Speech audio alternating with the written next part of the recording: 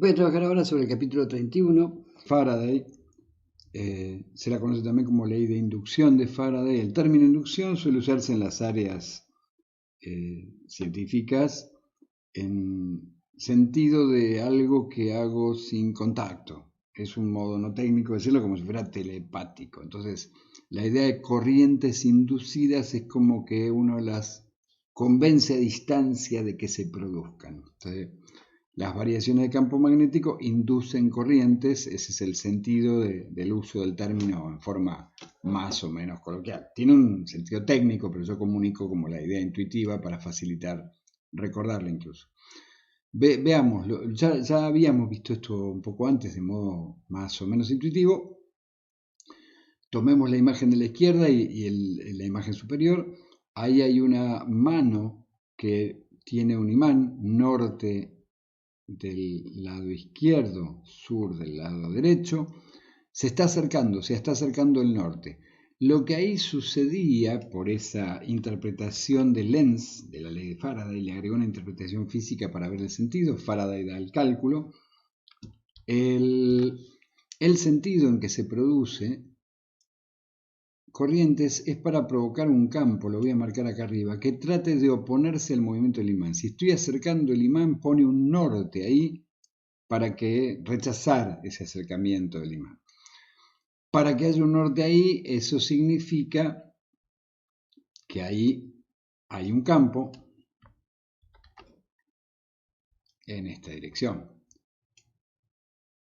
Ahí hay un tema que normalmente suele ser confuso. El campo va de norte a sur por fuera del imán. Dentro del imán, en realidad el norte es la punta de la brújula de los campos magnéticos. Entonces, me imagino eso del imán, pero tengo que recordar eso, que las líneas de campo son siempre cerradas, de campo magnético. Entonces habría que, la flecha de campo iría ahí en sentido contrario al movimiento, en sentido contrario al campo generado por el propio imán, en ese caso. Y ahora lo que pienso es, dado que yo sé que por ley de Lenz se va a producir un campo, las corrientes van a tender a producir un campo en esa dirección, ¿hacia dónde deben ir? Le pongo el pulgar acá de la mano derecha y el sentido con que tengo mis dedos cerrados, me daría el sentido de circulación de corriente. Noten que este lado, el que está más hacia la derecha en el dibujo, en realidad está más saliente hacia el lector, mientras que el lado abierto estaría hacia atrás. Es importante eso porque por la perspectiva uno podría imaginar que el anillo está en otra dirección. Por ahí el corte de perspectiva del imán puede ayudar, pero es un lío esto de trabajar en 3 dimensiones con solo 2. Si la mano está quieta, no hay variación de campo magnético, entonces las corrientes no hacen nada para generar ningún efecto de contrarrestar movimientos o cambios de campo y no hay corriente. O sea, acá daría negativa la tensión, acá nada. Negativa por cómo está yendo la corriente, eso sería como una fuente y resulta que la corriente de la fuente está saliendo por acá, es como si el positivo de la fuente estuviera acá abajo y resulta que está conectado al multímetro de tal manera que el positivo era este, por eso da negativo. Y veamos cuando me alejo, el imán en la misma dirección, norte-sur, así que el campo del imán yo acá no lo dibujé, dibujemos cómo era el campo del imán, además del movimiento. El campo del imán está así, el movimiento va en esa dirección y esto genera el sentido contrario. Ahora tenemos acá que en el último dibujo el campo del imán está así, el movimiento va para el otro lado. Como va para el otro lado, lo que trata de hacer la bobina, la espira esa, es generar un imán tal que no permita que se aleje el imán o que tienda a atraerlo. Entonces lo dejo ahí abajo para que se note. El sur trata de tirar del norte como para frenar ese intento de movimiento. Y entonces el campo que tengo ahora ahí adentro es este. Este campo intenta frenar a este, siendo que este se está alejando. O sea, no es solo la dirección del campo, sino cómo se está moviendo o variando. Una vez que pensé cómo tiene que ser el campo generado por la bobina, por regla en la mano derecha, me termina dando el sentido de giro de las corrientes. Serway al principio no hace todo este análisis porque lo va describiendo después. Yo aprovecho que hemos visto algo de esto para irlo razonando ahí. Alguna cosa va mencionando, pero lo puedo comentar con más detalle debido a lo que ya vimos. En esa misma primera parte del capítulo menciona que en realidad la experiencia de Faraday fue o estuvo más relacionada con esto, que es como el principio del transformador. Lo que él enrolló es alrededor de un núcleo de hierro, acá es un toroide, un anillo, enrolló cable de ambos lados. De un lado había un perímetro que medía si circulaba o no corriente, y la cuestión es la siguiente: si cerramos el interruptor, de repente lo que tengo que analizar, recuerden, son los cambios. Entonces, un momento antes de cerrar el interruptor no había campo. Yo voy a marcar acá, es como un punto gris, no hay campo, para que no nos confunda después cuando sí lo haya. Y de repente, un momento después de cerrar el interruptor, hay corriente. Vamos a ver el sentido del campo. Fíjense que acá la corriente generada ahí iría en esta dirección. Y dado como está enrollado y por regla de la mano derecha, ahora debería poner mis dedos de la mano derecha en el sentido de giro de esa corriente, porque como si yo estuviera agarrando el anillo y poniendo los dedos en el sentido que van los cables, y eso me daría entonces que el campo generado por esa corriente va en esta dirección. Entonces, hace un ratito no había campo y resulta que ahora hay campo y es hacia arriba. Acá anoto los dos casos. El cambio de campo o el delta de campo pasó de la nada a esto, así que el delta coincide con el valor de campo. La diferencia sería el último campo menos el anterior, y a mí me interesa ese, me interesa el delta phi. Lo voy a poner acá como un delta. El delta es hacia arriba. Pero como el toroide hace que el magnetismo acá va formando un recorrido todo alrededor del núcleo en el mismo sentido, con lo cual, por el hecho de estar así en toroide, si hubiera sido un núcleo uno arriba del otro, la flecha habría seguido, pero dado que está en esa especie de forma de toroide, eso quiere decir que de este otro lado voy a tener que el delta va a ser hacia abajo. El delta de campo magnético. Puedo hacerlo también, no había nada, de repente hay algo hacia abajo, entonces el delta es hacia abajo, ya voy a eso. Si el delta es hacia abajo, yo sé que lo que trata de hacer la bobina es oponerse al delta, al cambio. Entonces la bobina esa trata de generar un campo hacia arriba que se frene al delta de campo. Y ahora tengo que razonar. Si hay un campo hacia arriba, ¿cómo deberían ir las corrientes? Con la regla de la mano derecha. Pulgar en esta dirección, yo tendría que abrazar también esto de tal manera que la corriente estuviera tendiendo a salir desde acá y regresar por abajo. Entonces sería el sentido. Está entrando corriente por ahí, está saliendo corriente por acá. En toda esa situación, que es la que estamos viendo de haber cerrado el interruptor. Pero eso es solo mientras cambia, Una vez es un instante, porque una vez que el campo se estableció, cuando veo el siguiente instante, resulta que el campo tiene este valor y después de un rato tiene ese mismo valor, y entonces el delta es 0 y ya no hay nada que ponerse y esto se apaga. Así que es un pulsito de corriente en una dirección. Ahora, ¿qué sucede? Vuelvo todo esto para atrás. Cuando de repente ahora sí hay campo en el inicio, o sea, me quedé con el campo que había. Voy a dibujar solo la diferencia. Hay un campo ahí porque el interruptor está cerrado. Ese es el instante anterior ahora. Y de repente lo que hacemos es cerrar el interruptor. Abrir el interruptor, desconectar el interruptor. Y resulta que entonces el campo pasa de haber tenido algún valor a no tener ninguno. Lo dibujo acá con un puntito. Y entonces el delta de flujo, de campo magnético, es hacia abajo. Voy a volver a dibujar acá este como el delta. El delta es hacia abajo. Ese delta de campo es el que voy a dibujar en el propio circuito. Entonces voy acá y digo, quiere decir que acá se produjo un delta en esa dirección, debido de nuevo a la cuestión de cómo está el anillo. Ese delta de este lado va a ser hacia arriba. Y eso es lo que se produce dentro del núcleo, pero sabemos que esta segunda bobina trata de oponerse a eso, con lo cual esa segunda bobina va a tratar de generar un flujo hacia abajo y ahora, una vez que sé qué es lo que está tratando de generar, me concentro en la regla de la mano derecha y digo, si el flujo tiene que ser hacia abajo, yo debería poner mi pulgar hacia abajo y al poner mi pulgar hacia abajo resulta que necesito que la corriente recorra esto.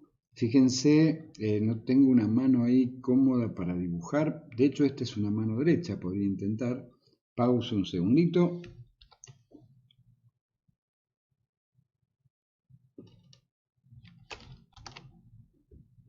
Lo que voy a hacer es cortar esta mano derecha para no tratar de dibujar, que va a ser horrible acá. Y fíjense, el norte es justo el pulgar, así que eso me va a dar la dirección del campo. Yo lo que voy a hacer es girarlo. No en esa dirección, perdón, tengo que rotar 90 grados, o sea, la cuestión sería así de nuevo y rotar 90 grados para que quede hacia abajo. Voy a hacerlo, no es tan bueno el modo rotar y corta parte del dibujo, rotar así, de tal manera que quede hacia abajo. Eso es lo que yo quiero que el pulgar esté hacia abajo, y para tener el pulgar hacia abajo debería estar agarrando de esta manera, y fíjense ahora, para agarrar de esa manera por cómo están los cables, yo ahora necesito que haya corriente acá arriba que esté entrante. Ese es todo el lío y bastante confuso, reconozco siempre. La corriente debería entrar por ahí, antes salía. Entonces, al cortar ahora hay corriente por el otro lado y el amperímetro va a indicar el otro signo de corriente. Bueno, eso es, insisto, estoy creo que dando con un poco más de detalle de lo que el libro lo dice todavía en esta parte. Lo que en el libro le interesa es que al cerrar el interruptor va a haber corriente en una dirección y al abrirlo va a haber en otra. Siguiendo todo el razonamiento se puede llegar a saber exactamente en qué dirección está yendo cada parte. La ley de inducción de Faraday se expresa del siguiente modo. La tensión inducida, que es la que se va a llamar la FEM inducida, fuerza electromotriz, es igual a menos la variación del flujo respecto de T. Flujo ahí sería el producto escalar del campo por el diferencial de área de la superficie de la espira. O sea, la espira está enterrando una superficie normalmente circular, pero puede ser cuadrada, no importa eso. Yo debería multiplicar cada cachito de vector B por el cachito de área, el diferencial área, con su ángulo. Es un producto escalar, así que por el coseno del ángulo, eso me da el flujo. Si el flujo varía, hay FEM inducida. Se tiende a inducir corrientes, pero ¿por qué? Eso es un lío también, pero piensen que solo hay inducción de corrientes si la espira está cerrada. Una espira abierta en realidad lo que genera es una diferencia de tensión entre sus extremos. Recién cuando cierro la espira por algún canal, o porque le pongo un amperímetro, o porque le pongo una resistencia, recién ahí circularía corriente. De cualquier manera uno habla igual de corrientes inducidas. Es bastante común mencionarlo así. Entonces es la derivada del flujo respecto al tiempo. El menos ahí es una cuestión como para recordar la ley de Lenz, porque depende mucho de toda una serie de cuestiones de signo, de qué lado elijo el diferencial área positivo. Así que piensen que cuando hablábamos de el flujo eléctrico en Gauss era fácil porque uno define positivo lo que está saliendo del volumen, pero si yo tengo un círculo y estoy imaginando que ese círculo encierra una circunferencia, el diferencial de área positivo, ¿para qué lado es? Con lo cual, ese menos es más un recordatorio para aplicar la ley de Lenz, que es que se opone a la variación de campo. Es en ese sentido. Pero no confundirse solo que porque la cuenta me dé positivo o negativo, está bien porque depende muchísimo de signos en dos dimensiones distintas. Uno es campo en el espacio y el otro es tensión eléctrica en un cable. De hecho, cuando hay una espira con varias vueltas, la ley cambia a agregar una n porque la FEM de cada vuelta se suma, entonces es menos el número de vueltas por la variación del flujo respecto del tiempo. Eso es lo que vamos a analizar siguiendo lo que dice el libro en toda esta parte. Acá se representa mediante un dibujo del propio libro qué pasa si la espira hace que el área tenga un determinado ángulo con respecto al campo. Esta sería la normal al área, la línea de puntos. Y entonces si hay un ángulo, θ en este caso, entre la dirección de campo y el diferencial de área, bueno, será menos la derivada respecto del tiempo de b por a por coseno de θ. Hay algo importante que todavía no está mencionando acá el libro, y es qué pasa si la espira está rotando, pero bueno, ahora lo comento rápidamente. Primero vamos a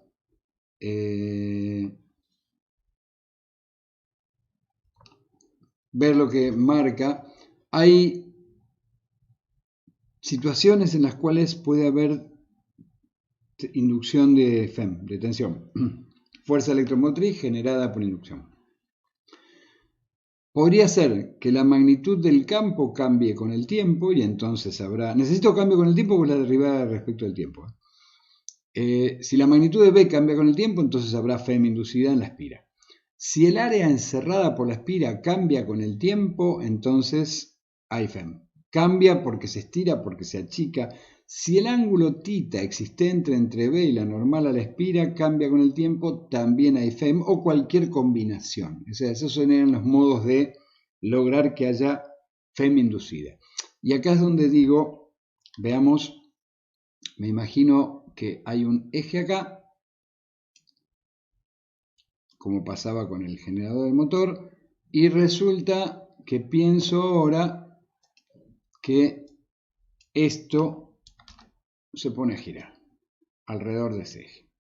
De hecho, no queda claro acá el sentido de giro, no me estaría importando en principio porque debería apagar una de las dos partes para...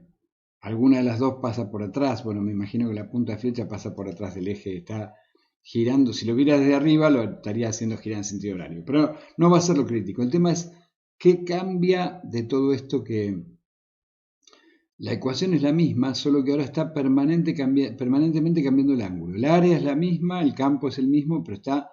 ¿Y de qué manera está cambiando el ángulo? En realidad va a ser una dependencia directa del ángulo θ, y ese ángulo θ, si tiene una velocidad constante, resulta que lo podemos expresar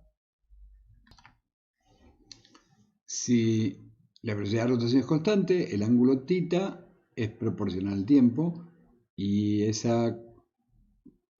valor de proporcionalidad lo llamo omega, podría ser cualquier, pero justo va a coincidir entonces que si razono 2pi por f, la frecuencia de rotación, es todo lo que coincide con lo que uno sabe de acústica y de cuestiones de trigonometría. Y entonces si reemplazo acá, tengo que es b por a por coseno de omega t. B y a son constantes, salen afuera y me queda menos la derivada respecto del tiempo de coseno de omega t, y eso no es ni más ni menos que omega por el seno, porque la derivada es el menos coseno, pero ahí hay otro menos. Igual insisto en que el signo después uno lo analiza con más detalle. Entonces b por a por omega por el seno de omega t da una senoidal. Siempre que haya una rotación de una espira, no importa que sea cuadrada, circular, lo que sea, dentro de un campo magnético constante, obtengo una senoidal pura, que era lo que obteníamos en los generadores. El libro plantea entonces una de sus preguntas rápidas para razonar un poquito. Dice: una espira de alambre circular está en un campo magnético uniforme con el plano de la espira perpendicular a las líneas de campo. ¿Cuál de los siguientes casos no causará la inducción de una corriente en la espira?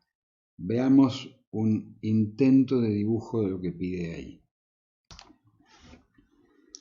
Ahí coloqué una espira circular y el campo está entrante al plano de la pantalla, con lo cual está perpendicular al plano que contiene a la espira, que es lo que pedía.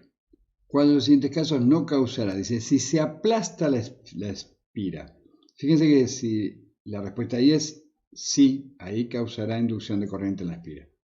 Porque si se aplasta la espira, cambia el área, cambia el flujo. B, si se gira la espira respecto a un eje perpendicular a las líneas de campo. Las líneas de campo son perpendiculares ahí, así que un eje perpendicular a la línea de campo posible podría ser este, por ejemplo.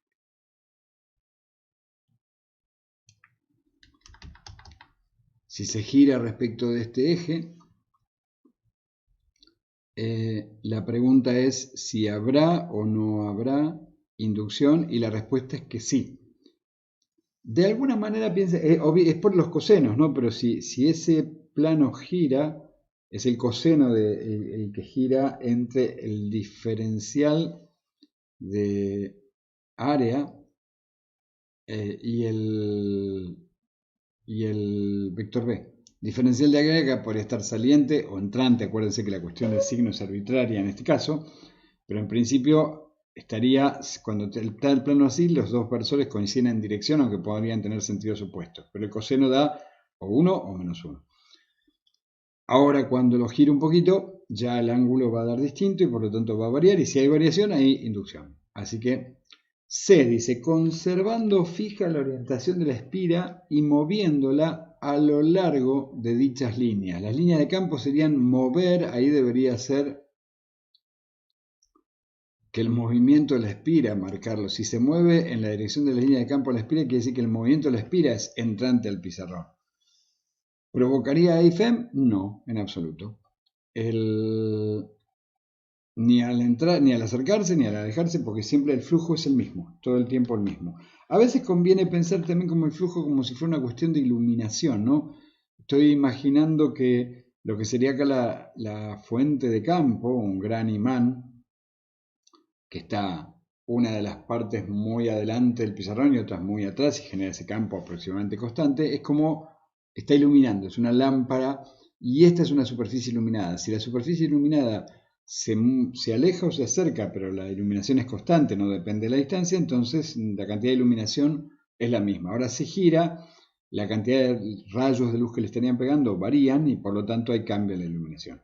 Con lo cual ahí dice en esas líneas, pero también yo diría ahora, o agrego una pregunta que no está ahí, si se mueve en esta dirección, ¿hay flujo inducido? Y la respuesta es que tampoco, porque por más que cambie, digamos, al cambiar, digo, agarra una línea nueva y deja una igual, la cantidad de flujo, la integral total de flujo por área da exactamente igual.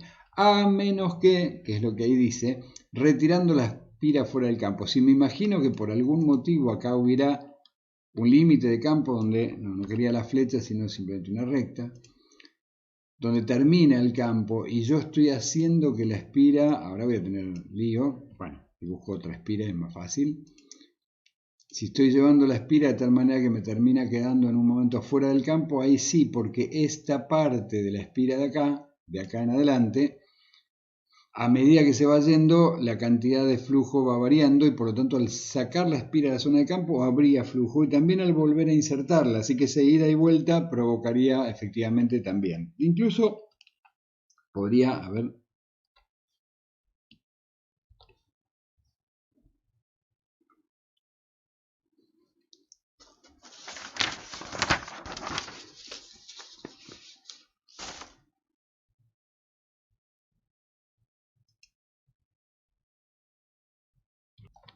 Quería buscar un cambio en el dibujo, lo voy a hacer de nuevo porque necesito...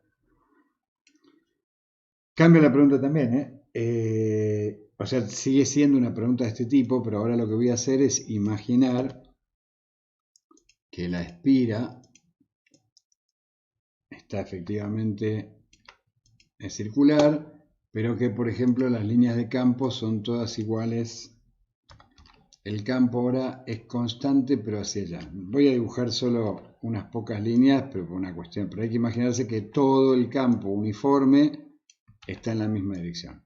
Acá debería dibujar todas flechitas por todos lados. No es cierto que no es tan difícil, pero si en el dibujo del campo todo igual, pero en esta dirección, en la misma dirección que el plano. ¿Cuánto vale el flujo en ese caso? Vale 0. La cuestión ahora es, ¿y qué pasa si hacemos algunos cambios? Por ejemplo, si yo llego a desplazar la espira en esa dirección, no habría cambio de flujo, pues sería 0 antes y 0 después. Pero si ahora la giro, fíjense que si giro la espira respecto de este eje, sí hay cambio de flujo.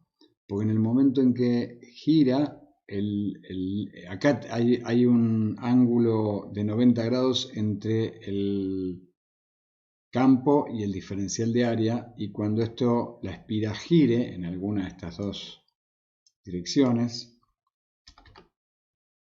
gira respecto de ese eje, o sea, asomándose parte del plano, va a empezar a haber flujo, y entonces hay cambio de flujo y habrá inducción. ¿Qué pasaría si el giro es sobre este otro eje? Fíjense que en ese caso no habría cambio de flujo, porque si ahora el giro lo hago respecto de ese eje, trato de poner simbolito para ayudar, pero es simplemente para... Si hago giro respecto de ese eje, en todo momento el flujo es cero y seguirá siendo cero cuando gire, porque está en el mismo plano. Piensen que el vector de campo en todo el volumen, hacia adentro y hacia afuera, siempre tiene esa misma dirección. Bueno, son formas de pensar o anticiparse más o menos intuitivamente a lo que uno espera de lo que está por pasar con las variaciones de campo y la inducción. El libro menciona a continuación algunas aplicaciones, dice, de la ley de Faraday. Son interesantes ambas, como un pequeño comentario rápido, ustedes véanlo luego. El cortacircuitos ahí lo llama con los términos que se usan a veces en inglés y es lo que nosotros llamamos disyuntor.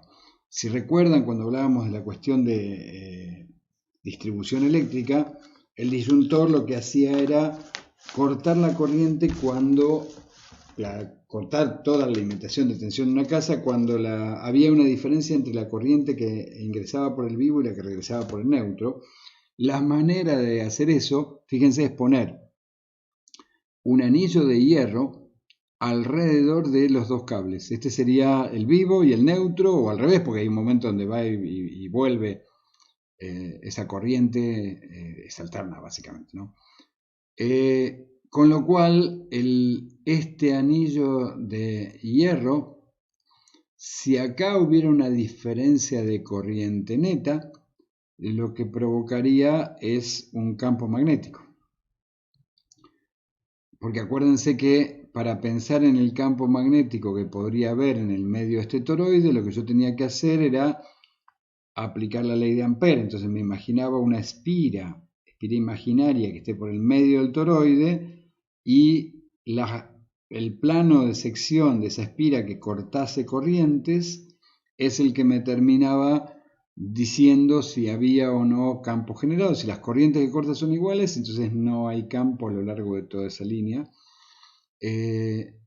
Y como no hay campo, la bobina esta detectora no detecta nada. En el momento que haya un cambio, por algún motivo una de las corrientes es distinta a la otra, hay corriente neta y aparece momentáneamente y abruptamente un pequeño cambio. En ese momento esta bobina detectora tiene tensión, porque frente a los cambios es donde actúa, y el sistema corta el circuito.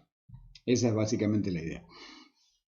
Lo que acá menciona es una versión simplificada de lo que se llama un micrófono de guitarra, pero básicamente es un sistema electromagnético en el cual se tiene un imán, un núcleo de hierro, una bobina captadora y hay una porción magnetizada de la cuerda. Acero normalmente con solo haberlo puesto en contacto está ligeramente magnetizado. El movimiento de esta porción magnetizada genera una variación de campo magnético que es captado por la bobina captadora. Bueno, es simplemente un comentario de aplicaciones. El libro entonces toma el ejemplo 31.1, muy sencillo, lo pueden ver ustedes, pero lo comento rápido. Dice, una bobina constituida por 200 vueltas de alambre, cada vuelta es un cuadrado de lado D igual a 18 centímetros, y se establece un campo magnético uniforme en dirección perpendicular al plano de la bobina. Si el campo cambia linealmente de 0 a 0,5 Tesla en 0,8 segundos, ¿cuál es la magnitud de la FEM inducida en la bobina mientras el campo varía? Bueno, básicamente, si la FEM inducida, que era esa especie de E circularcita, o sea, como redondeadita. Magnetismo tiene van a ver unos símbolos horribles a veces, letras semi-manuscritas. La FEM normalmente se dibuja como una especie de epsilon, pero es un epsilon, es una R redondeada. Entonces, la FEM era menos la variación del flujo respecto del tiempo. Y resulta que si el flujo varía linealmente, entonces hago directamente delta B sobre delta T, que es 0.5 sobre 0.8. Eso me da la derivada del flujo. Así que es multiplicar esas cosas. Hay que calcular el área, pero sería ahí tengo la variación de campo, o sea, tengo el delta B sobre delta T por A por N. Y listo. No hay más historia que eso. En el siguiente ejemplo lo que hay es un campo que decae exponencialmente. En el otro caso que mencionaba, o sea, eh, el otro caso es una variación de campo, ahora solo que no es lineal, pero si yo tengo ahí la expresión de cómo varía el campo, tengo que calcular la derivada. Así que también es sencillo como para que lo vea. Lo que voy a aprovechar es a comentar algo que no me acuerdo qué tan detallado está en Servo, recién lo estuve volviendo a ojear, pero tuvo que ver también con una pregunta de algunos de ustedes sobre el tema de FEM y tensión. La cuestión es, la fuerza electromotriz es tensión en volts, pero tiene un nombre particular en el sentido de que siempre es la parte activa de generación de tensión. En cierto modo podría pensar que hay algo parecido a la discusión de trabajo y energía. El trabajo tiene unidades de energía, pero hay energía que puede ser energía potencial, que no es trabajo. Hay algo, por un lado, parecido a eso, pero hay otra cosa que me parece importante razonar y tiene que ver con lo siguiente. Fíjense que hay algo curioso con la FEM. El libro, ahora que recuerdo, lo analizo un poco más adelante, no sé si no lo cuenta con las mismas palabras, pero estoy haciendo acá una analogía entre energía potencial y energía potencial gravitatoria y energía potencial eléctrica, imaginando un circuito donde habría una fuente, acá donde estoy marcando con el mouse, y habría una resistencia de este otro lado, en la parte donde después la recta es azul, y diría, bueno, si tengo nivel 0 acá abajo, la fuente lo que hace es elevar la tensión hasta una especie de primer piso en este esquema de energía potencial. El potencial en todo este cable es alto y luego hay una caída de tensión. Entonces teníamos por un lado la ley de Kirchhoff, pero había algo que era el recorrido. Si yo hacía el recorrido a lo largo de todo esto, partiendo de un punto cerrado y regresando a un punto cerrado, o sea, la integral cerrada del campo eléctrico por diferencial S daba 0. Bueno, curiosamente ahora eso en la parte magnética no es más cierto. Y entonces en la parte de inducción magnética, entonces ahí se justifica también tener en mente esta otra manera de nomenclarlo. Fíjense que si yo tengo una espira y hay un campo variable de tal manera que se está induciendo corriente en el sentido que estoy marcando con las flechas, por ejemplo, resulta que ya no hay, es como la escalera de Escher, en el sentido que está siempre subiendo, pero acá digamos que la circulación de corriente se provoca porque hay mayor nivel de tensión acá que acá y entonces por ley de Ohm termina provocando esa caída, pero acá es como que todo es fuente. Entonces hay dos consecuencias por ahí. No es claramente identificable que es un lado de fuente y un lado de resistencia, está todo como distribuido y unido. Pero acá, fíjense que si yo hiciera un recorrido cerrado, resulta que me da que la corriente va siempre en el mismo sentido y que la tensión es siempre la misma. Hay un mismo campo magnético, hay un mismo campo eléctrico, perdón, así que ya no va a ser conservativo. La cuestión del campo eléctrico conservativo es el electrostático, por ejemplo, o a lo sumo lo que uno puede lograr dentro de un circuito de corriente continua, pero cuando tiene corrientes variables ya eso uno dice, pero entonces que la ley de Kirchhoff no vale, es que, a ver, si yo de acá saco, voy a hacer lo siguiente, voy a hacer un pequeño corte, si yo de acá sacase dos cablecitos y lo conecto a una resistencia, entonces puedo considerar todo esto la única parte complicada es la que está induciendo, pero una vez que indujo acá podría reemplazar esto por una fuente alterna donde claramente esa es la parte activa, la que igual vamos a seguir llamando FEM, y el resto es pasivo. Entonces en todo el resto del circuito puede seguir funcionando, con lo cual si reemplazo esto por el símbolo de fuente no habría problema. El problema está en analizar el interior de la espira. Vuelvo a la espira completa, ya que ahí no puedo separar una parte donde hay una fuente y otra parte donde hay una caída. Dicho en otros términos, también podría ser como que cuando pienso en algo relativo a circulación de corrientes por medio de lo que veíamos al principio, ahora voy a simplemente quitar la fuente e imaginar que hay como una canaleta con agua y de repente le dejo una caída, entonces debido a la diferencia de potencial el agua tiende a caer. De hecho, si pudiera caer toda, el tema ahí de la fuente lo vuelve a reponer, pero acá lo que estoy logrando es que de alguna manera es una especie de canaleta en forma de cuadrado, de rectángulo. El agua está circulando por más que no haya ningún lado más alto que el otro. Es algo así de extraño en el modo en que se genera y en el que termina funcionando. Esas cosas justificarían el hecho de que si bien se mide con tensión, uno llame FEM a la parte activa, incluso se llama FEM normalmente también a la propia pila. Es la tensión que entrega. Es un nombre horrible en varios sentidos. Primero porque no es una fuerza, entonces es algo muy antiguo históricamente, desde cuando uno lo imaginaba como una fuerza, pero fuerza electromotriz que no se mide en Newton. El nombre no está muy bien elegido, pero es así, es estándar. Se mantiene siempre en la literatura técnica, se llama así a las fuentes de tensión en general.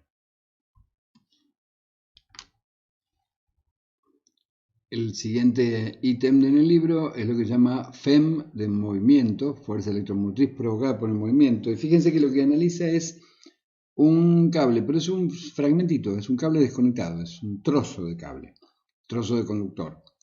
Fíjense que acá hay campo que está entrando a la pantalla. Un agente externo provoca un movimiento con velocidad constante hacia la derecha, eso es con alguna fuerza externa, o algo, fuerza. Para provocar velocidad constante habría que ver, lo discutimos después, pero bueno, logro una velocidad constante por algún agente externo. Tengo un sistema de movimiento, una soga atada, algo lo mueve a velocidad constante. Si se provocase ese movimiento con velocidad constante, yo analizo que lo que hay acá son cargas, porque el metal, aunque estuviera neutro, tiene cargas positivas y negativas. Las cargas positivas están fijas a la estructura del propio material. Las cargas negativas tienen algunos electrones libres que pueden moverse, nos concentramos en ellos. Los electrones libres que están acá, moviéndose en esa dirección, van a experimentar una fuerza como la que se veía en el primero de los capítulos que vimos acá. Fuerza era igual a la carga por la velocidad de movimiento por el campo magnético. Q por V corta por V larga. Y la dirección estaba dada por la regla de la mano derecha, en la cual debía ir desde V, velocidad, mis dedos debían girar hacia el campo y eso me daría fuerza hacia arriba, pero esa fuerza hacia arriba sería para cargas positivas. Como hay cargas negativas, termina siendo fuerza hacia abajo. Dicho en otros términos, el libro después lo comenta, así que lo pueden repasar ahí. Si muevo este conductor con cargas libres, negativas, en la dirección que indica la flecha B con esa velocidad, lo que hay es una fuerza magnética, esta FB que se aplica sobre las cargas negativas, que tiende a moverlas hacia abajo y las tiende a mover todas. Lo que va a tender es a amontonarlas de este lado, generando una diferencia de tensión, que es básicamente la misma que surge por las otras leyes, pero bueno, es otra manera de analizar el motivo por el cual sucede. Pero este movimiento que tiende a generar esta diferencia, en realidad, a medida que se acumulan cargas, aparece además un campo eléctrico. ¿A qué me refiero? Que si ya hay cargas negativas acá, esta carga negativa tiene una fuerza magnética que la lleva hacia abajo, pero además tiene una fuerza eléctrica de repulsión con esta y de atracción con las de arriba que la lleva hacia arriba, lo que hace que todo el proceso se detiene cuando esta fuerza eléctrica es igual a la fuerza magnética, y el libro sigue analizando y hace una deducción, pero bueno, es para ayudar a esa interpretación. El libro deduce entonces que cuando se igualan la fuerza eléctrica es Q por el campo eléctrico con la fuerza magnética, que es Q por la velocidad por B, se igualan en módulo. Me queda también que el campo E es velocidad por campo. Y el delta V, pero ahora de tensión, lo podría obtener como el campo por L. Esto era por la definición original, que era en realidad la integral, pero como acá lo considera constante, la variación de tensión va a considerar como que es V por L por B. O sea que una velocidad determinada de un conductor dentro de un campo me genera una diferencia de tensión que depende de esta longitud. En cierto modo era lo que habíamos mencionado con el efecto Hall, está relacionado, pasa que acá es un movimiento real, no es una corriente. Si esto estuviera inclinado 90 grados, acostado, y lo muevo también se produce, pero ahí sería por el ancho. O sea, esta L es la L perpendicular al movimiento, es el cachito de la dimensión perpendicular a la velocidad. Entonces ahí si lo acuesto sería solo por el ancho del cable, por su diámetro. Y además, cuando analizábamos efecto Hall, el cable estaba quieto y las cargas se movían por efecto de la corriente, pero hay una cuestión similar de fondo. A continuación, lo que el libro analiza es lo que pasa si esa barrita está en realidad en contacto con una parte de un circuito cerrado. O sea, esta barrita conductora se mueve, se desliza por arriba, está en contacto con esto, con lo cual cierra un circuito, pero el circuito está creciendo. Igual no lo va a analizar por área, se podría analizar y por flujo, sino que acá lo va a analizar en el sentido ese físico de la fuerza generada.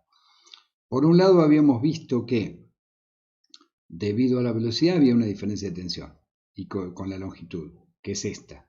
La FEM provocada en ese trozo de cable es B por L por B corta de velocidad. Pero resulta que, dado que hay un circuito que se cierra, eso genera una corriente. Una vez que hay una corriente acá, esa corriente es algo que se adiciona a lo que había. No provoca un cambio en esta diferencia de tensión, pero al haber una corriente acá, yo tengo que una corriente, cuando está en un campo, provocaba una fuerza. Que era otra manera de ver el Q por B corta por B mayúscula, se podía convertir en I por L vector B también. Entonces, ahora tengo una corriente circulando en esta dirección. Era I por el campo. Si hacia acá van la palma de mis dedos y la giro hacia abajo, el pulgar tiende hacia la izquierda, como está esa FP. Entonces aparece, por este mismo hecho de que circula una corriente, una fuerza magnética nueva en este análisis, ahora que el circuito está cerrado, que tiende a frenar el movimiento. Entonces la fuerza aplicada acá sí va a tener que ser igual a esta fuerza para mantener velocidad constante. Pero bueno, son parte de estas vueltas de análisis que el libro va haciendo para ir entendiendo la idea de la ley de Faraday.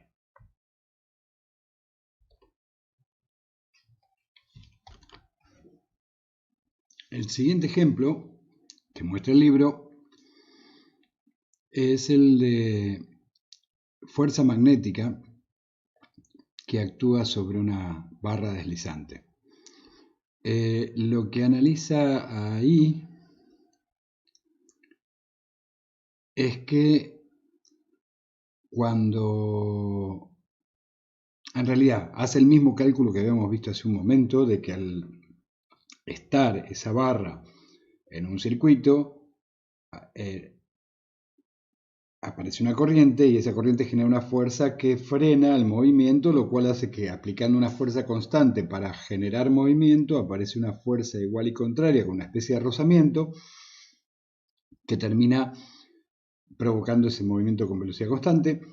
El tema es que Lo que ahí pide es hacer cálculos relacionándolo con física 1, leyes de Newton, porque simplemente dice, imaginen que esa barra se está moviendo con velocidad constante, pero sin una fuerza extra. Entonces al recibir una fuerza que es la magnética que tiende a frenarlo, va a haber un movimiento de aceleración negativa. Entonces dice obtener la curva de velocidad en función del tiempo. Lo dejo para que lo miren, pero bueno, es unir esto con cosas de física 1. Lo mismo lo hace en la parte B, que pide algo de consideraciones energéticas. En el ejemplo que sigue, analiza el tema este de la FEM de movimiento, donde hay una barra que no está conectada a un circuito, ahora está la barra solita, pero rota con respecto a su centro. Y veamos, si bien tiene relación con lo que habíamos visto con la barra, la otra se movía linealmente. ¿Y cuál es la diferencia acá? Piensen que como está en un movimiento circular uniforme, la velocidad tangencial o la depende del radio, la B chica. Con lo cual lo que hay que hacer, se los dejo para que lo miren, pero es considerar una solución igual a la de la barrita, pero con diferenciales. O sea, la idea es un diferencial de barrita, lo puedo suponer que tiene velocidad constante. Entonces me dará la misma solución que habíamos visto antes, pero resulta que la velocidad depende del radio, con lo cual hay que integrar. Básicamente es ese el tema a solucionar acá. Siguiente sección habla de la ley de Lenz en particular, y dice: la corriente inducida en una espira está en la dirección que crea un campo magnético que se opone al cambio en el flujo magnético en el área encerrada por la espira. Es una especie de trabalenguas, pero creo que la idea ya está captada. Lo que me interesa es ver, por un lado, tener el cuidado, no es una ley adicional del todo. De hecho, podríamos haber deducido el sentido de la corriente por alguno de los criterios anteriores. O sea, esto es en base a la situación, qué fuerza se genera sobre las cargas libres, si estas tienden a girar en una dirección y generar. La cuestión es que es como una ley englobadora que me permite en casos muy diversos hacer un análisis rápido de para dónde se va, rápido y perfectamente fundamentado. Pero digo, a veces puede ser, esto es además de, entonces tengo, fíjense que este ejemplo que toma ahí es uno de los de la barrita, analiza con las dos direcciones, vamos a ver acá solo una. Ya habíamos determinado el sentido de la corriente, pero lo voy a razonar ahora por ley de Lenz. Si considero la espira esta, que los cables sueltos no me interesan, ese rectangulito que acabo de marcar, resulta que cuando esta barra se mueva, el área de ese rectangulito crece. Como el campo es constante hacia el interior de la página, el flujo crece. Y crece con una dirección hacia el interior de la página. Así que el delta flujo en todo momento va hacia adentro de la página. Eso significa que el flujo que debería generar la corriente tiene que ser un flujo saliente. Porque se tiene que oponer el flujo que genera la corriente inducida es opuesto al cambio del flujo real externo. Entonces, si tiene que generar una así por regla de la mano derecha, si este fuera el pulgar, mis dedos irían en esa dirección y me da el sentido de circulación de la corriente. Bueno, razona también el otro caso e incluso hace una pregunta rápida que ahí vemos.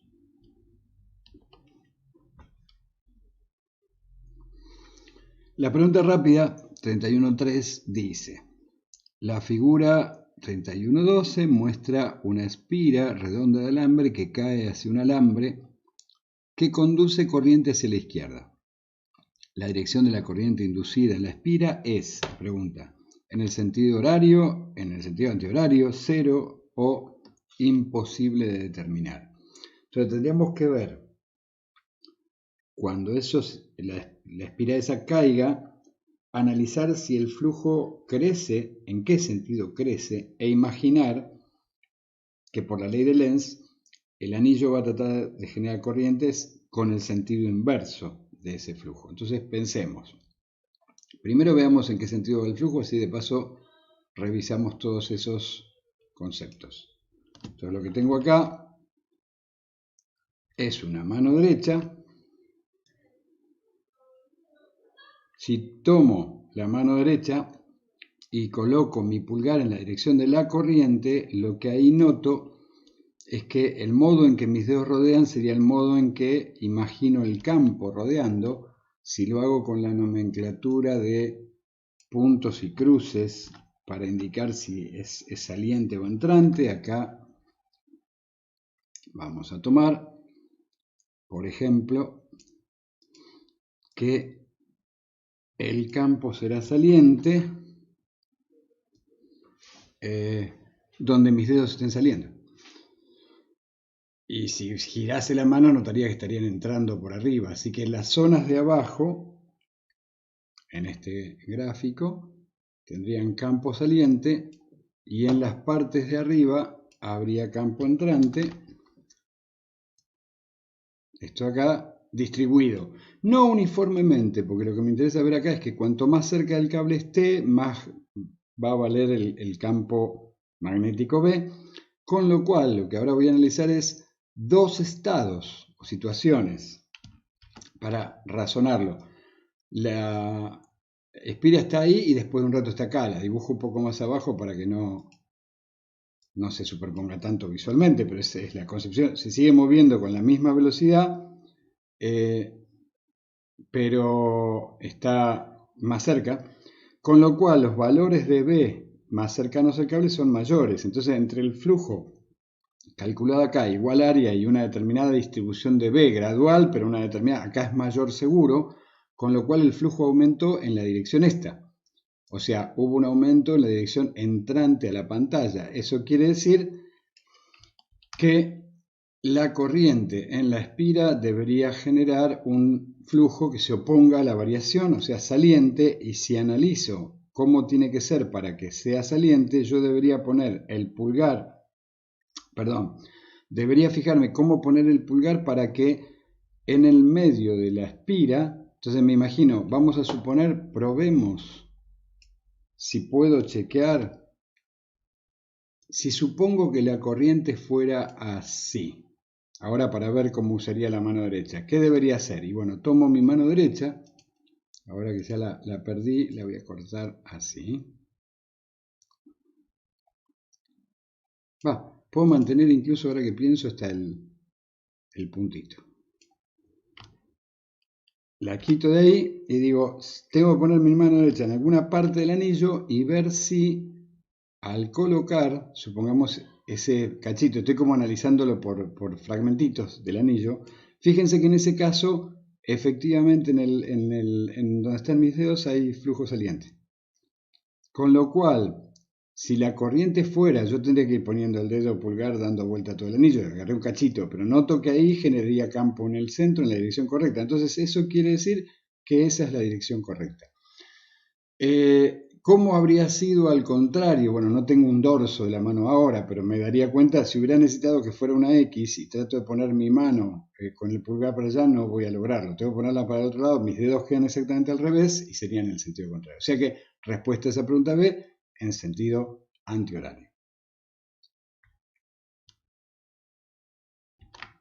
Bueno, el siguiente ejemplo conceptual analiza justo lo que estaba al principio, solo que ahora pensando a través de la ley de Lenz, que era esto que en un video habíamos visto muy intuitivo, imaginar que simplemente hay un imán que lo frena, pero yo diría acá, el punto A es, si estoy acercando, voy a revisar si las preguntas serán exactamente así. El primero es acercando, pero tengo dudas de la imagen B, si es solo una aclaración, probablemente sí, o si era una pregunta aparte. Sí, ahí vi en la otra pantalla que en realidad son solo la pregunta de qué pasa cuando se acerca y cuando se aleja, y son más figuras, porque hay un punto A y un punto B, pero no se corresponden con las figuras. O sea, estos dos están tratando de explicar lo mismo. Acá simplemente se da el resultado, pero sería, voy acercando un imán con velocidad B, el norte lo acerco hacia la espira. En ese caso, la idea es que a medida que el imán se acerca, el flujo magnético aumenta porque el campo aumenta. A veces uno lo piensa con cantidad de líneas. De muy lejos algunas líneas se perderán, a medida que me acerco corta más líneas. Eso significa que el flujo va creciendo. O sea, el crecimiento del flujo en ese caso, ahora analizo el flujo, no imanes. El flujo magnético acá crece debido a que voy acercando el imán.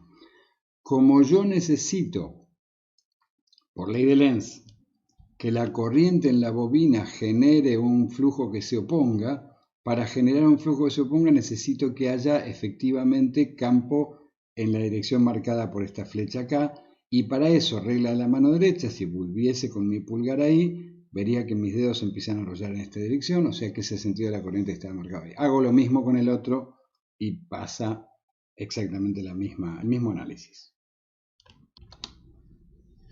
En el siguiente ejemplo, que también es para aplicar la ley de Lenz, se imagina que una determinada región del espacio, acá hay un eje 0 en la dirección X, pero entre 0 y algún valor hay campo y luego no hay nada. Es abrupto, bueno, es así, es un rectangulito, exacto. No hay nada de campo, de repente hay campo uniforme hacia adentro y luego no hay nada de campo.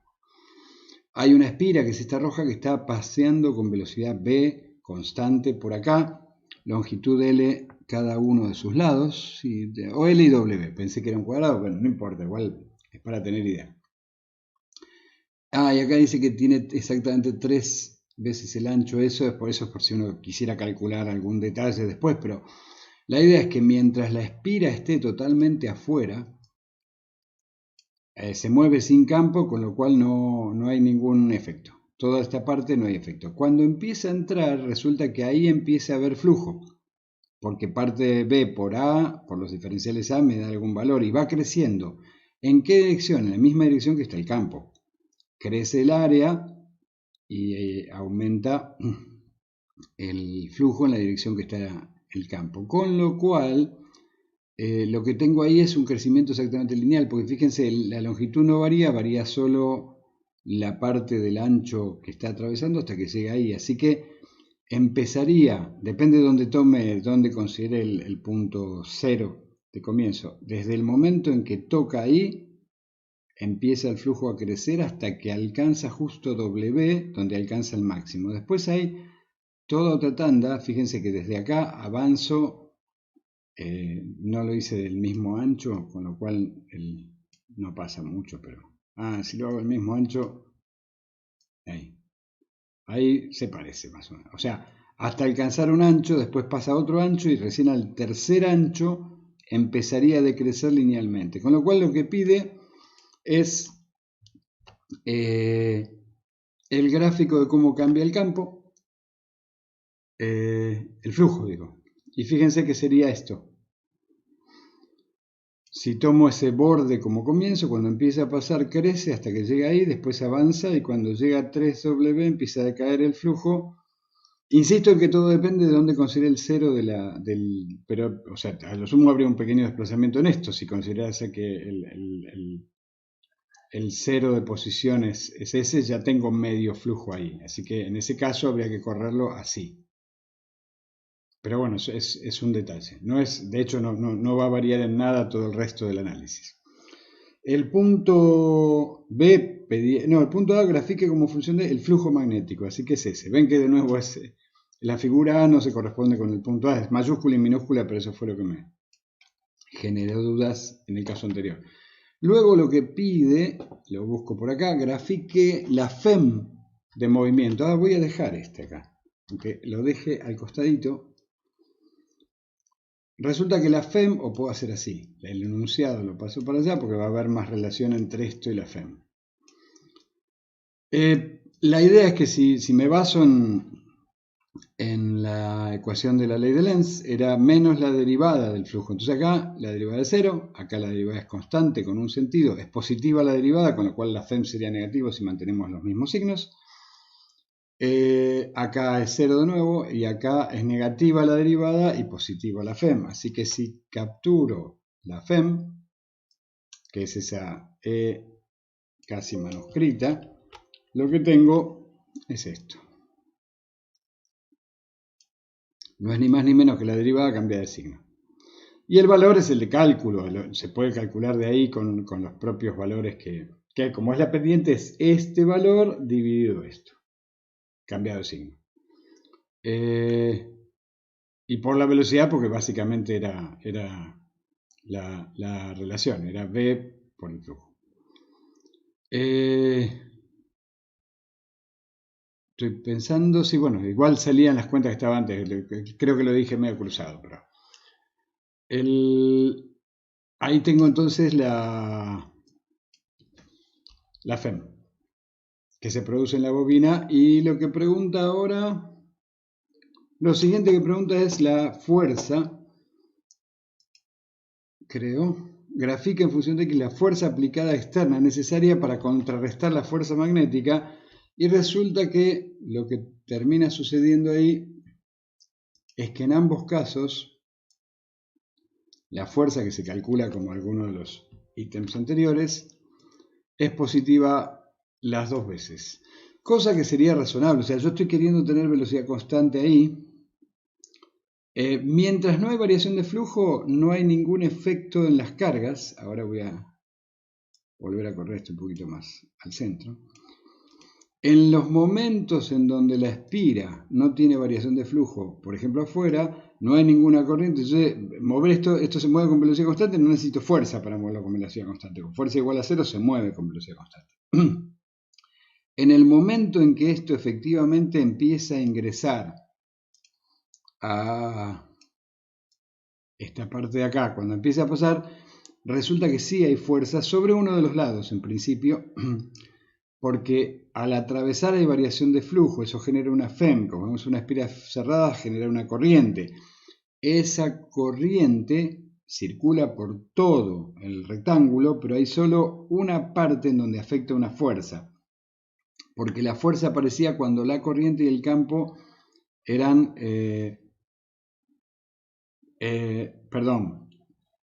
cuando, sí, la corriente y el campo eran perpendiculares, exactamente. Entonces, en este lado, que estoy marcando acá ahora, con la doble flechita del mouse, aparecerá una fuerza, y esa fuerza va a tender a frenar el movimiento.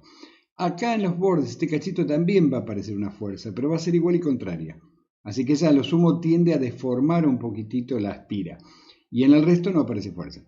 Así que básicamente la fuerza neta va a ser solo en dirección al frenar. Lo va frenando por igual todo el tiempo porque el ritmo de crecimiento es el mismo. Hasta que una vez adentro ya no necesita fuerza para mantenerse en velocidad constante. Cuando sale, uno dice, ahora no será invertido. Es que el tema es que la corriente se invirtió ahora, con lo cual la fuerza sigue siendo requerida en la misma dirección. Bueno, interesante me parece por las vueltas que uno tiene que dar para pensar en estas cosas de los signos y los sentidos de circulación y los campos. Bueno, esta parte es algo de lo que hablé un poco previamente, acá está más detallado, quizá no con el mismo argumento de tipo intuitivo, pero está bien esa cuestión de la FEM inducida, y yo lo apliqué más que nada a este hecho de la fuerza electromotriz, de si la relación con la tensión o no, pero acá justamente lo que habla es que el campo eléctrico, este que estamos hablando, a ver si lo puedo marcar, este campo eléctrico es no conservativo, a diferencia del campo electrostático producido por cargas fijas. Lo muestra acá en esta pequeña espira, en el sentido que mientras está moviéndose, estoy viendo acá, B cambia con el tiempo en este caso, no era que se mueve, porque si no tenía que estaba buscando la velocidad, pero dice que si B cambia con el tiempo, genera, depende si crece, decrece, un campo eléctrico que es el que mantiene constante la corriente en una dirección. Y si yo hago eso de partir de un punto, calcular la integral cerrada de E diferencial S y vuelvo al mismo punto, en todos los casos que habíamos visto antes en campos electrostáticos daba cero, acá no da cero, da un valor. De hecho, esa va a ser la pequeña corrección que hay que hacer en las ecuaciones de la clase pasada, comparando Gauss y Ampère la circulación en el caso eléctrico y magnético, donde el magnético es Ampère, y el flujo en superficies cerradas, que es la ley de Gauss, en eléctricos y magnéticos. Fíjense que acá, me pasé de largo ahora, hace el cálculo, pero llega a esto. Esta ecuación de acá en el caso que habíamos visto antes daba 0. O sea, esta dice ley de Faraday en su forma general. En toda la comparación que habíamos hecho yo había puesto una notita donde decía esto se revisará luego. La circulación, la integral cerrada en un camino, la integral a través de un camino cerrado, del campo eléctrico, producto escalar, el diferencial de arco del recorrido, era igual a 0 hasta ahora, y ahora es menos la derivada del flujo magnético respecto del tiempo. Ese es el campo eléctrico inducido de la ecuación, es un campo no conservativo generado por un campo magnético cambiante, variable. Bueno.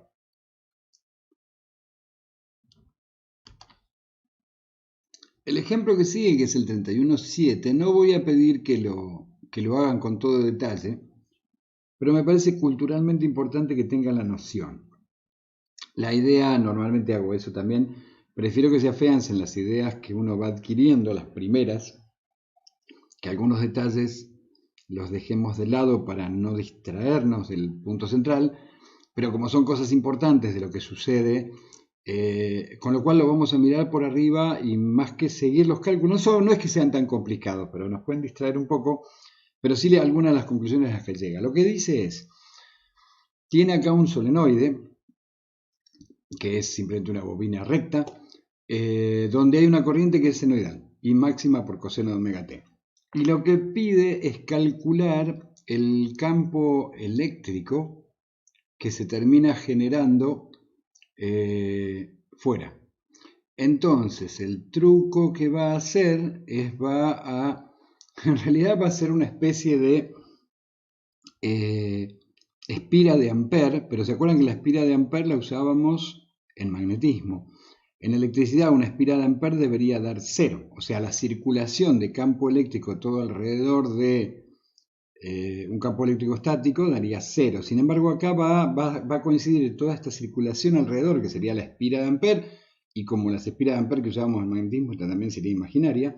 Si hago la circulación alrededor de todo esto del campo E, y hay un flujo variable, no daría 0. Entonces lo que hay que razonar también, que lo va describiendo, es que si considero por ahora el solenoide en un caso ideal, lo considero infinito, como que no tiene campo magnético afuera, todo está dentro, entonces esta parte igual tampoco me va a interesar. Yo voy a hacer la integral alrededor de esta área, la circulación. Entonces en la integral de E del diferencial de esto integrado me va a dar 2πr, la R real, pero el flujo solo va a existir dentro de esta R, entonces el flujo va a ser por esto, por el área de la R del solenoide real.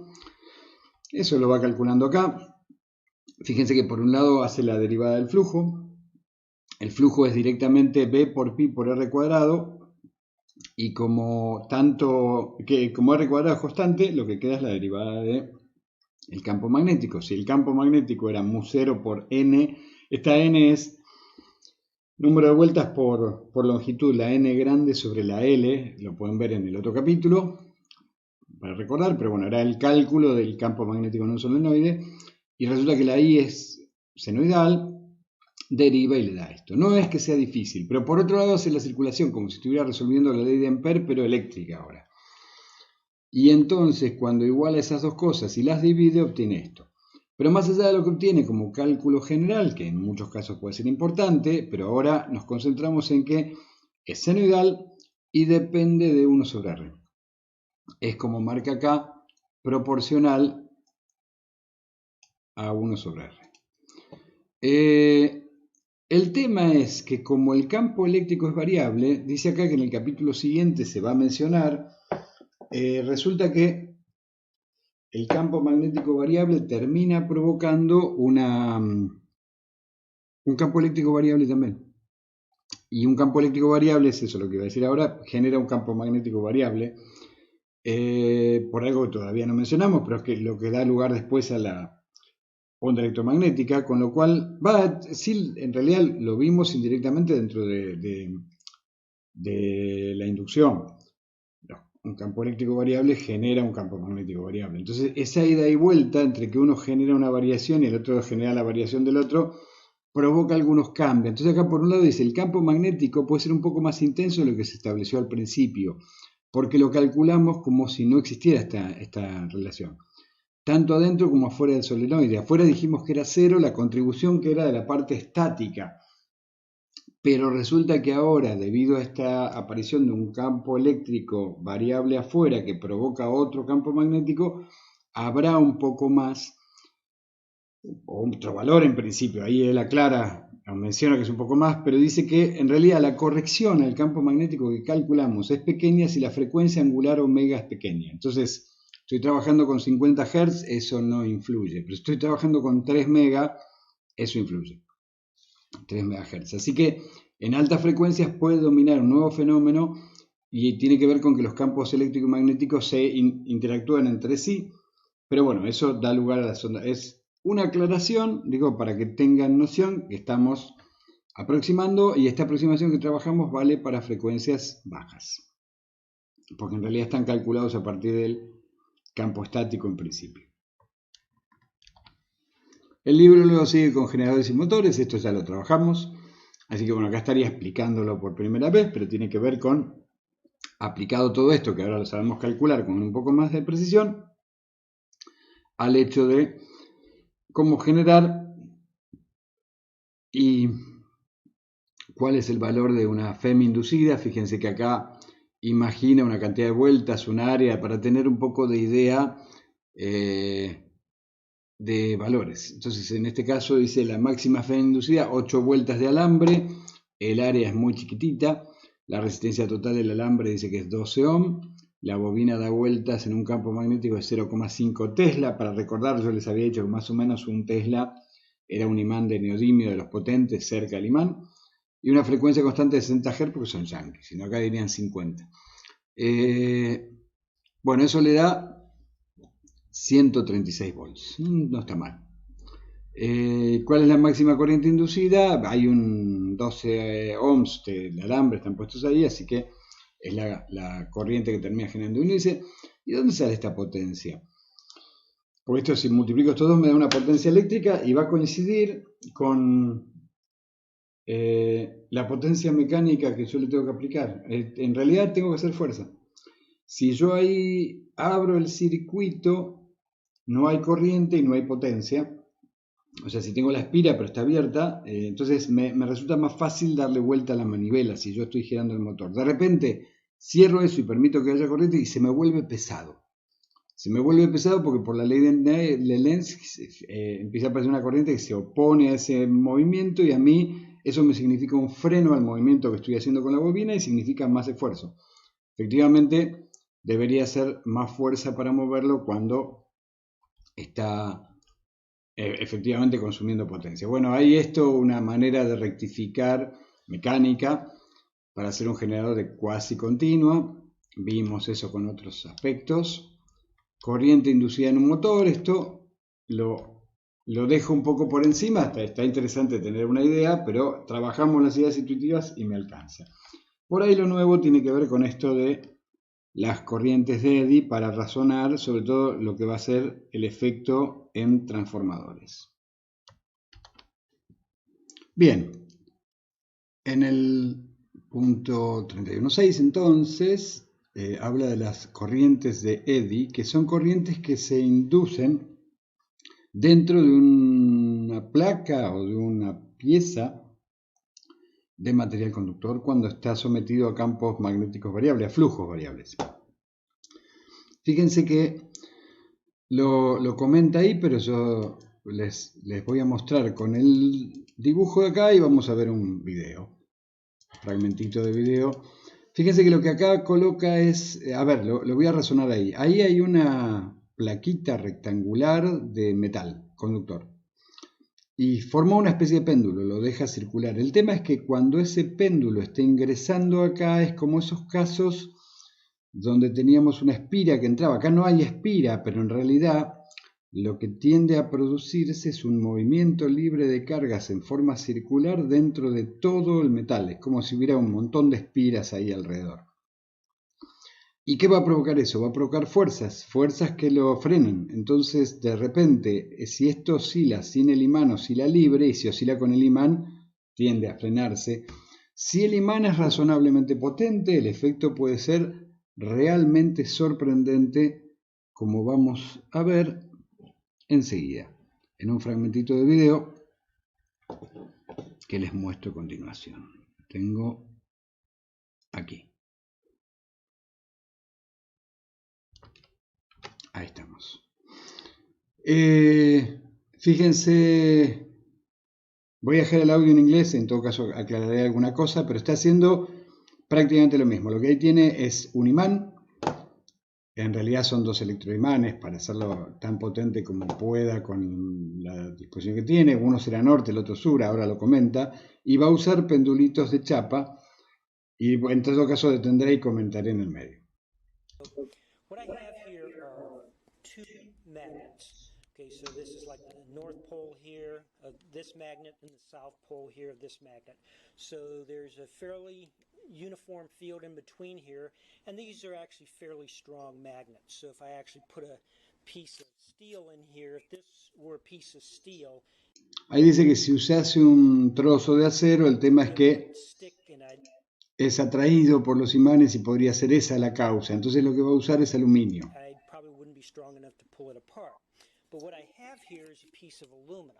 Aluminum, que es aluminio, que es paramagnético, o sea, con muy poca influencia con los imanes.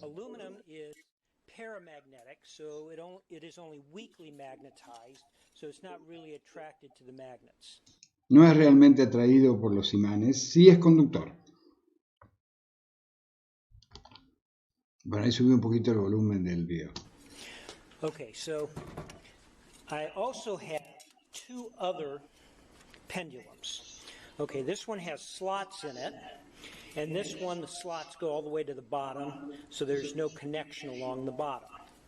Okay, and any of these I put in here will freely swing. Okay, so now let's see what happens when I try to swing this one through. Ahí va a poner, entonces tiene tres péndulos, uno que es la placa entera de aluminio, otro que es la placa con ranuras, pero esas ranuras están cerradas del lado de abajo, ese sería, el otro es un peine. The magnetic field. Realmente es impresionante el modo en que lo frena. Con las ranuras cerradas, we see it also breaks and stops, not quite as quickly. And finally, ahí dice que los frena, pero no tanto. Y ahora cuando no hay conexión en la parte baja, prácticamente no lo frena. En realidad lo frena un poco, pero es mucho menor. This one is swinging into the field. You have a changing magnetic field in this region. So that sets up a resulting current such that the magnetic field generated by the current opposes the increase in magnetic field.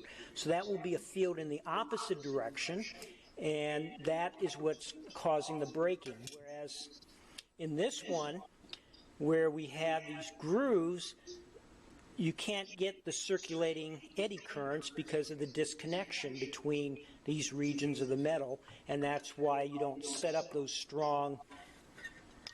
En realidad, algunas, quiero dejarlo que se vea, algunas pequeñas corrientes se pueden, porque uno dice, bueno, al fin y al cabo cada uno de estos cachitos es una plaquita de metal rectangular, sí, pero es mucho menor que cuando tengo toda la placa y se pueden generar más corrientes y más campo de ese que tiende a frenar el movimiento. Creo que es realmente llamativo e impresionante. Bueno, luego cuenta el video, en todo caso, Eddy Currents and Magnetic Braking of a Pendulum. Lo pueden buscar, está en YouTube. Pero ahí, bueno, cuenta lo que va sucediendo cuando atraviesa. O sea, cuando el aluminio va pasando, ahí lo que marca es que va aumentando el flujo. Y al aumentar el flujo aparecen corrientes que tratan de oponerse, lo que veníamos viendo. Así que bueno, volvemos al libro. Bueno, lo que vimos recién tiene que ver exactamente con esa figura, solo que en un video donde se nota más el efecto. Acá está comentando exactamente lo que vimos, que si uno tuviera esa especie de peine, el efecto ya disminuye mucho, las corrientes se reducen y la placa oscila con mayor libertad a través del campo magnético. Esto va a ser importante en el desarrollo de cierto tipo de núcleos de transformador porque esas corrientes que están ahí en este caso frenan, pero aunque no frenen, calientan el material, el consumo. Así que bueno, hay algunos comentarios por ahí, pero eso era básicamente lo más importante que quería mencionar. Como siempre el libro termina con un resumen que está bastante piola para que los miren. Conceptos sin principio, entonces ahí está la ley de inducción de Faraday, el hecho de qué pasa con una barra no conectada que se está moviendo, la ley de Lenz como esa interpretación física y una forma más general de la ley de inducción de Faraday que ya no habla de la generación de FEM. ¿Por qué? Porque recién vimos, cuando aplico eso como si fuera una espira de Ampere, pero al campo eléctrico no hay ni de FEM en el aire, no estoy hablando de FEM, pero sin embargo hay un camino de circulación de un campo eléctrico como el que usamos hace un ratito para ver alrededor del solenoide. Para terminar les muestro un videito donde también llama mucho la atención cómo se frena un imán al caer dentro de un tubo de material conductor, si no me recuerdo mal, el cobre. Ahí lo vemos.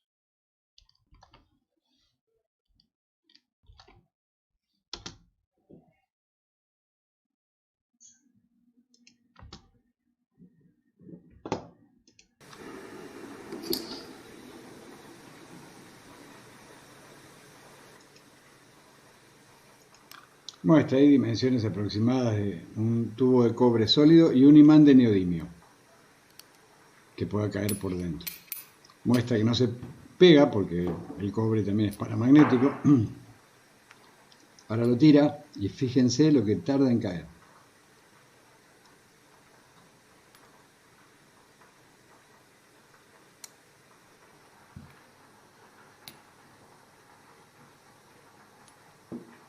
La idea es que acá también se producen corrientes de eddy, pero esas corrientes lo que hacen es, dado que hay un material donde se pueden producir, se producen estas corrientes que tienden a frenar. Se va a generar, cada fragmento del material detecta que hay una variación de campo magnético y genera corrientes para frenar esa variación del campo magnético y terminan frenando efectivamente el imán.